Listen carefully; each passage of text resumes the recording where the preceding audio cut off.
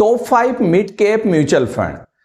आज दोस्तों हम बात करने वाले हैं top 5 best mid cap mutual fund के बारे में। अगर आपका एक समग्र पोर्टफोलियो बनाना है और आपको एक बेस्ट मिड कैप कैटेगरी के म्यूचुअल फंड की तलाश है तो आज हम एक पर्टिकुलर पूरी सीरीज आपके लिए लाए हैं, जहां पर हम मिड कैप से लेके स्मॉल कैप और फ्लेक्सी कैप से लेके इंडेक्स फंड सभी म्यूचुअल फंड के बारे में बताएंगे, जिसके वीडियो एक एक करके नीचे वीडियो सीरीज में आ रहे हैं, आप जाके पर्टिकुलर देख सकते हैं। चाहता तो मैं दूसरे लोगों की तरह आपको top 5 mid cap mutual fund बता सकता था, बट यार बहुत सारी चीजें आपको बेसिक इंफॉर्मेशन पता होना चाहिए एक मिड कैप कैटेगरी के म्यूचुअल फंड के लिए। तो वही आज इस वीडियो में हम डिस्कस करेंगे। तो एक एक करके सब पॉइंट्स को कवर करेंगे, एक डीप एनालाइज यहां पर करने वाले हैं ताकि आपको सब चीजें मिड कैप कैटेगरी के बारे में मालूम कर सके। देखिए, हम हमारा मेहनत का पैसा जब किसी भी म्यूचुअल फंड में लगाते हैं तो हमें यह होना चाहिए कि यार वो कंसिस्टेंसी तरीके से बेहतर रिटर्न निकाल सके।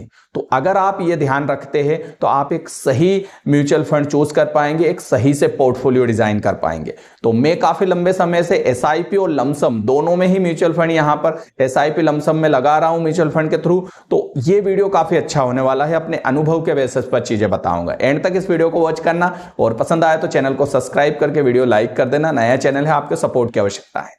चलिए शुरू करते हैं। सबसे पहले तो ये ध्यान रखिए कि यहां पर जो होता है मिड कैप कैटेगरी के म्यूचुअल फंड बेसिकली कौन से होते हैं, हमारा पैसा कौन सी कंपनियों में लगा रहता है। तो जो मिड कैप कैटेगरी की कंपनियां होती है, आपको पता होगा निफ्टी की जो टॉप की 50 कंपनियां और नेक्स्ट 50 कंपनियां, दो मतलब कुल मिला के 100 कंपनियां जो टॉप की रहती है वो लार्ज कैप कैटेगरी में आती है। और उसके बाद जो रहती है 101 कंपनी से लेके तो अगली 250 कंपनियां तक, वो सब मिड कैप कैटेगरी में आती है। तो हमारा जो पैसा रहता है इन्हीं कंपनियों में लगा रहता है। हालांकि सेबी की गाइडलाइन है कि इतना पैसा अगर आप एक मिड कैप म्यूचुअल फंड हो तो लगाना पड़ता है।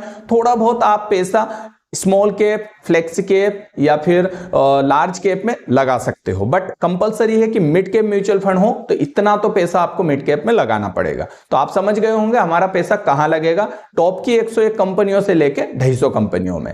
अब कुछ पॉइंट्स और ध्यान रख लेते हैं। तो मैं आपको सीधे लैपटॉप की स्क्रीन पर ले आया हूं। यहां पर हम बेस्ट मिड कैप कैटेगरी के जो म्यूचुअल फंड है उनको हम चूज करेंगे। लेकिन आपको यह पता है कि एक समग्र म्यूचुअल फंड, एक समग्र पोर्टफोलियो बनाने के लिए आपको अलग अलग म्यूचुअल फंड में पैसा लगाना पड़ता है। लाइक मैं आपको बताऊं तो जैसे सपोज आपके पास 1 लाख की कैपिटल है, यहां पर कितनी 1 लाख की कैपिटल आप यहां पर इन्वेस्ट कर रहे हैं, तो आपको यह पता ही होगा कि आपको यहां पर जो है लार्ज कैप कैटेगरी में पैसा लगाना पड़ता है। इसके अलावा आप मिड कैप म्यूचुअल फंड को भी चूज करना पड़ता है। इसके अलावा स्मॉल कैप जो होते हैं उसमें आपको पैसा यहां पर लगाना पड़ता है। इसके अलावा फ्लेक्सी कैप भी आते हैं, फ्लेक्सी कैप म्यूचुअल फंड, तो उसमें भी हम पैसा लगाते हैं। तो हमें कितना % हिस्सा किस म्यूचुअल फंड में लगाना चाहिए, लार्ज कैप में कितना, मिड कैप म्यूचुअल फंड में कितना, स्मॉल कैप में कितना और फ्लेक्सी कैप में कितना। तो मैं आपको एक डिटेल यहां पर एनालाइज में बता रहा हूं कि अगर आपकी एज है, मान लेते हैं 30 से कम, ठीक है, आपकी एज है 30 से कम और मान लेते हैं आपकी एज है 30+ की, तो दोनों के लिए अलग अलग रिस्क कैपेसिटी होगी। क्योंकि 30+ कर चुके हैं तो आपकी रिस्क कैपेसिटी कम है, और 30 से कम है तो आपकी रिस्क लेने की क्षमता ज्यादा है, क्योंकि अभी आप युवा है, बहुत रिस्क ले सकते हैं। तो यहां पर अगर आपकी एज है 30 से कम की, तो आपको लार्ज कैप में मेरे एटलीस्ट हिसाब से 40% इन्वेस्ट करना चाहिए। यानी कि 1 लाख कैपिटल लगा रहे हैं, चाहे लमसम हो या फिर एसआईपी हो, तो लमसम में 1 लाख इन्वेस्ट कर रहे हैं तो 40,000 रुपए आपको लार्ज कैप में लगाना चाहिए। और इधर भी आपको 50% जो हिस्सा है वो आपको, अगर 30+ हो चुके हैं तो लार्ज कैप में लगाना चाहिए, क्योंकि यहां रिस्क कम लेना चाहिए। आपकी एज ज्यादा है तो रिस्क कम लो, क्योंकि यार रिटायरमेंट वगैरह बहुत सारी प्लानिंग रहती है, बच्चों का फ्यूचर का सवाल रहता है, बहुत सारी रिस्क रहती है। अब आती है मिड कैप। तो मिड कैप में मैं दोनों में ही 30% को प्रेफर करता हूं कि आप 30% इन्वेस्टमेंट कर सकते हैं टोटल कैपिटल का। वही अगर मान लेते हैं कि हम एसआईपी कर रहे हैं तो सर फिर क्या, तो एसआईपी के लिए मान लेते हैं हम 10,000 रुपए पर महीने की एसआईपी स्टार्ट कर रहे हैं, तो आपको 10,000 का 40% इसमें इन्वेस्ट कर देना है और 30% इसमें इन्वेस्ट कर देना, मतलब 40%, मतलब 4000 की एसआईपी लार्ज कैप में और 3000 की एसआईपी मिड कैप में। सिंपल सा गणित है। स्मॉल कैप में अगर आपकी 30 से कम है तो 20% इन्वेस्ट कर सकते हैं और 10% फ्लेक्सी कैप में। ये एक समग्र अच्छा रहता है, रिस्क भी कंप्रोमाइज हो जाता है। और अगर आपकी एज है 30+ की तो आपको 10% फिर आपको यहां पर इन्वेस्ट करना चाहिए और बचा 20% तो यहां पर आपको 10% यहां पर इन्वेस्ट करना चाहिए। तो इस टाइप से आपको रिस्क कंप्रोमाइज करना चाहिए और आपकी कुल यहां पर जो पोर्टफोलियो है इस टाइप से बन जाएगा आपका। समझ में आ गई। अब कुछ पॉइंट्स आपको और ध्यान रखने चाहिए किसी भी म्यूचुअल फंड को चूज करते टाइम। जैसे कि किसी भी म्यूचुअल फंड को चूज करें तो सबसे पहले देखिए कि उसका AUM कितना है। ठीक है, AUM ज्यादा हो तो नहीं लेना है। मैं एटलीस्ट मानता हूं 30,000 करोड़ 40,000 करोड़ के AUM वाले म्यूचुअल फंड होते हैं, वो काफी अच्छे रहते हैं। तो मिड कैप में आपको कम से कम एटलीस्ट 30,000 करोड़ के म्यूचुअल फंड वाले मिड कैप वाले कैटेगरी में जाना चाहिए। इसके अलावा आपको यह भी ध्यान रखना चाहिए कि एक्सपेंस रेशियो कितना ले रहे हैं वो। ठीक है, एक्सपेंस रेशियो से मतलब कि वो आप जिस भी म्यूचुअल फंड में पैसा लगा रहे हैं वो आपके कुल म्यूचुअल फंड के ऊपर कितना चार्ज कर रहे हैं, फीस कितनी ले रहे हैं कुल मिला के, सिंपल भाषा में समझे। वो आप किसी भी म्यूचुअल फंड को चूज करेंगे किसी भी ब्रोकरेज कंपनी से, मैंने जेरोधा की लिंक डिस्क्रिप्शन में दे दी है, नंबर 1 ब्रोकरेज साइट में मानता हूं। तो अगर उस पर अकाउंट खुलवाना है, नया डीमेट अकाउंट, तो लिंक डिस्क्रिप्शन में खुलवा लेना। तो जब भी आप किसी पर्टिकुलर म्यूचुअल फंड को चूज करेंगे वहीं पर पूरा डिटेल में रहता है, AUM कितना है, शार्प रेशियो क्या ले रहे हैं, एग्जिट लोड कितना ले रहे हैं, तो सब चीजें आपको दिख जाएगी। तीसरा यहां पर बेसिक पॉइंट ध्यान रखना है कि उसका जो है एग्जिट लोड कितना है। सपोज मान लेते हैं आप समय पहले एग्जिट लेते हैं तो कोई 1% चार्ज करता है एग्जिट लोड, कोई 2% लेता है, कोई पॉइंट में भी लेता है 1% से कम, तो एग्जिट लोड चेक कर लेना। अगला जो बेसिक पॉइंट आपको ध्यान रखना है वो ये कि आपको 2 म्यूचुअल फंड एक साथ नहीं लेना है। मतलब अगर आपने मान लेते हैं लार्ज कैप का, मान लेते हैं HDFC large cap mutual fund choose कर लिया, तो फिर आपको मिड कैप या स्मॉल कैप में HDFC म्यूचुअल फंड चूज नहीं करना है। ध्यान रखना, ठीक है। आपको एक फंड हाउस को एक ही कैटेगरी में रखना है और कभी भी एक ही कैटेगरी में 2 फंड मत लेना। जैसे हमने मान लेते हैं लार्ज कैप में हमने HDFC भी लार्ज कैप ले लिया और ICICI भी लार्ज कैप ले लिया, तो फिर 2 को क्या मतलब है। तो 2 को मत लीजिए, एक लीजिए, कोई मतलब नहीं है 2 लेने से। ये सब हम सोचते हैं ज्यादा रिटर्न मिलता है, कुछ भी नहीं होता है, फोकट बोझ बढ़ता है, एग्जिट लोड का भी बोझ बढ़ेगा, एक्सपेंस रेशियो हमारा बढ़ेगा, बहुत सारी चीजें रहती है। तो बेस्ट फंड चूज करो, नंबर 1 चूज करो, हम वो उस पर भी आएंगे, अभी थोड़ा वेट करो। ये पॉइंट बेसिक पॉइंट ध्यान रखो। तो इस टाइप से आपको ध्यान रखना है। इसके अलावा गाइस और भी बहुत सारी चीजें होती है कि आपको ध्यान रखना है उस म्यूचुअल फंड को चूज करें जो कि कम से कम एटलीस्ट 5 साल पूरे कर चुका हो, 5 ईयर कंप्लीट कर चुका हो। हालांकि छोटे म्यूचुअल फंड अच्छे नहीं होते, मैं ये नहीं कह रहा हूं, बट हम एक प्रैक्टिकल हमारे ऊपर ना हो नए म्यूचुअल फंड के साथ, बस वो मैं नहीं चाहता कि वो हम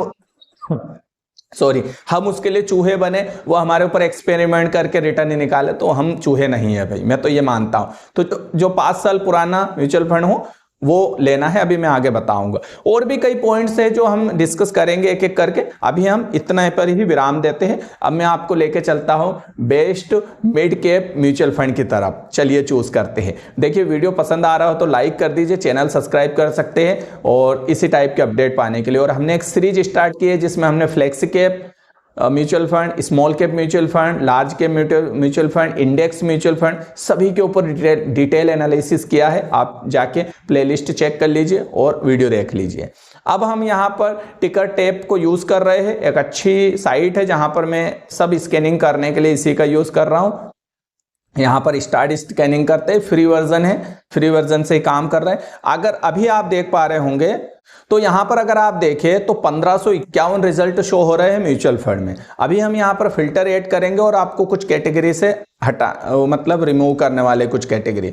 तो यहां पर अगर आप देखें इक्विटी में जाना है और यहां पर हमें मिड कैप फंड चूज करना है। तो अब आप देखें तो 29 रिजल्ट बचे हैं। टॉप के जो अच्छे फंड है ना मिड कैप कैटेगरी के म्यूचुअल फंड, वो टॉप के 29 रिजल्ट आए हैं हमारे पास। अब हम यहां पर और भी फिल्टर ऐड करेंगे क्योंकि अगर अभी देखेंगे तो AUM 3 साल का रिटर्न, एक्सपेंस रेशियो है, कुछ फिल्टर है ही नहीं। तो ऐड फिल्टर पर हम टैप करके यहां पर जो है एक्सपेंस रेशियो भी ऐड करेंगे।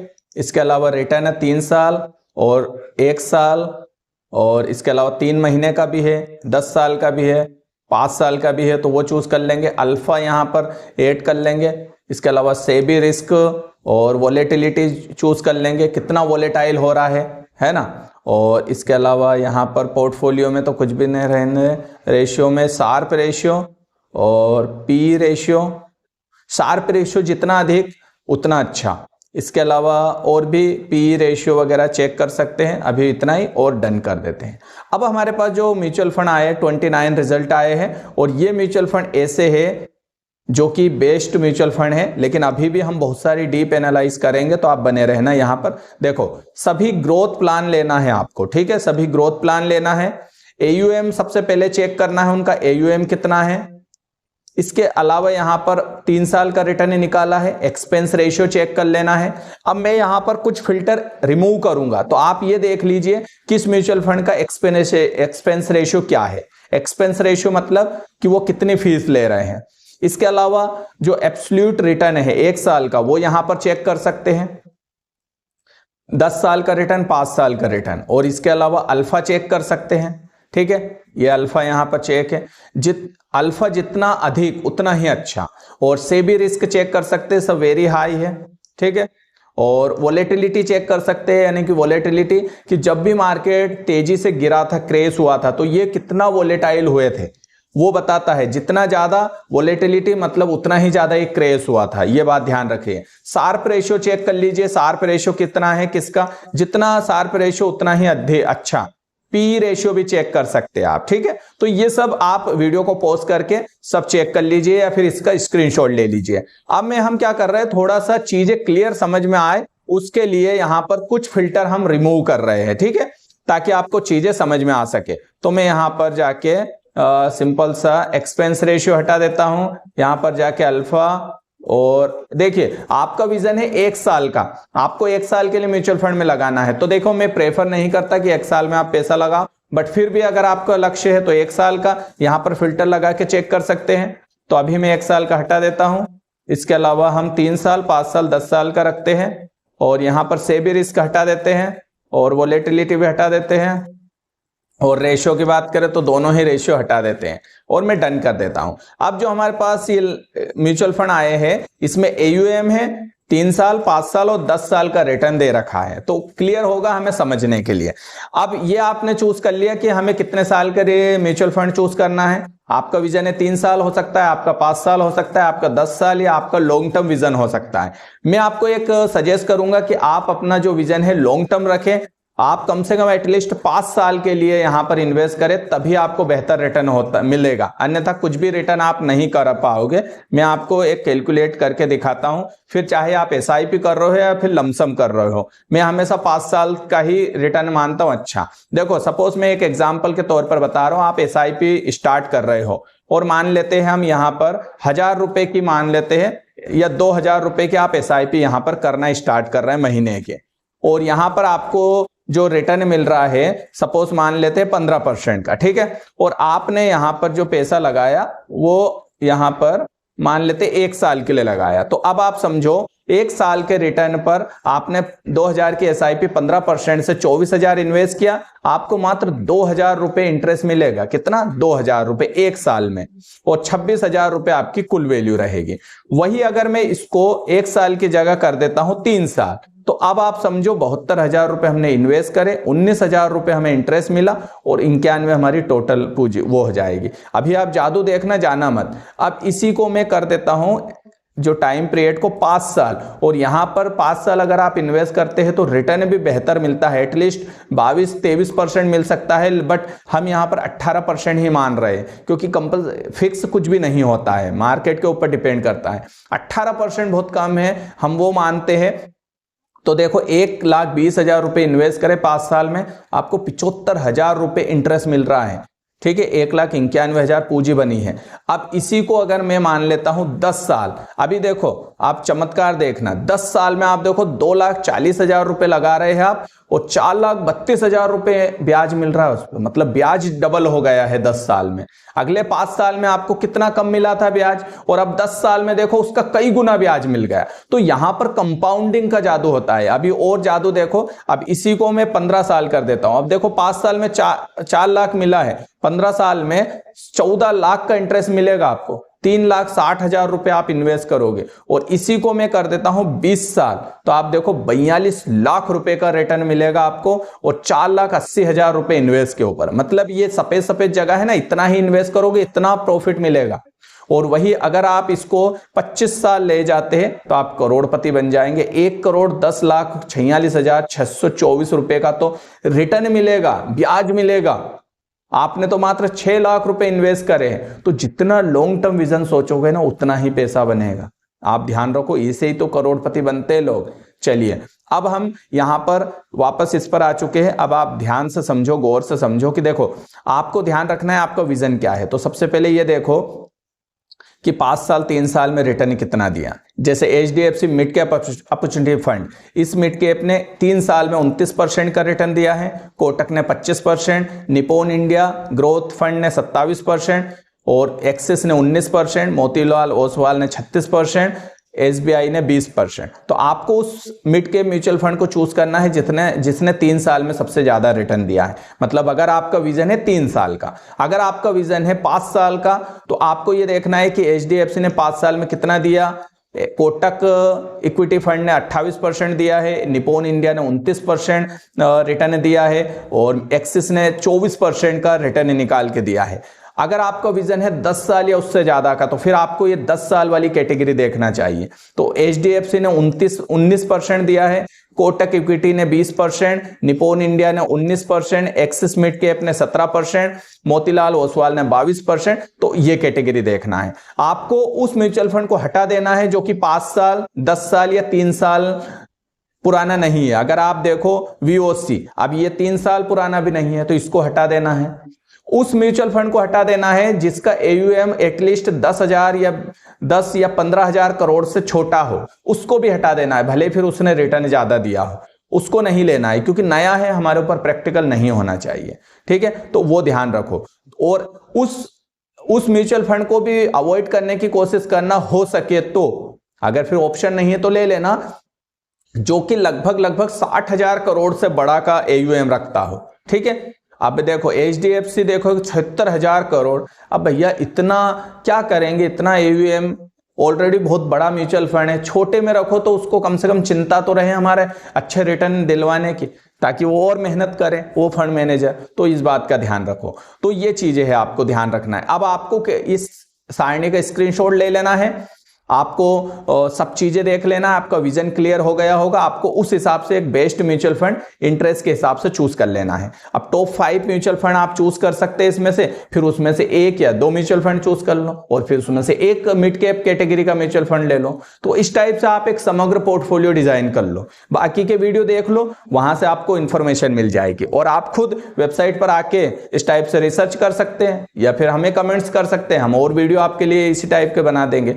तो कुल मिला के आपको समझ में आ चुके होंगे। अगर मैं 3 साल में बताऊं या फिर 10 साल में बताऊं, तो देखो कोटक अच्छा है, उसके अलावा निप्पॉन इंडिया भी अच्छा है, HDFC भी तीसरे नंबर पर अच्छा है और मोतीलाल ओसवाल 22% के लिए अच्छा है। तो इस टाइप से आप चूज कर सकते हैं। अब आपको डिसाइड करना है आपका लक्ष्य क्या है, टारगेट क्या है, गोल क्या है, उस हिसाब से बेस्ट म्यूचुअल फंड चूज करने के लिए इसका स्क्रीनशॉट ले लो, वीडियो पॉज कर लो, देख लो और सब चीजें समझ जाओ। आई होप ये वीडियो एंजॉय किया होगा। वीडियो लाइक करेंगे, चैनल को सब्सक्राइब करेंगे। नया चैनल है, आप लोगों के सपोर्ट की आवश्यकता है। मिलते हैं नए वीडियो में। नमस्कार।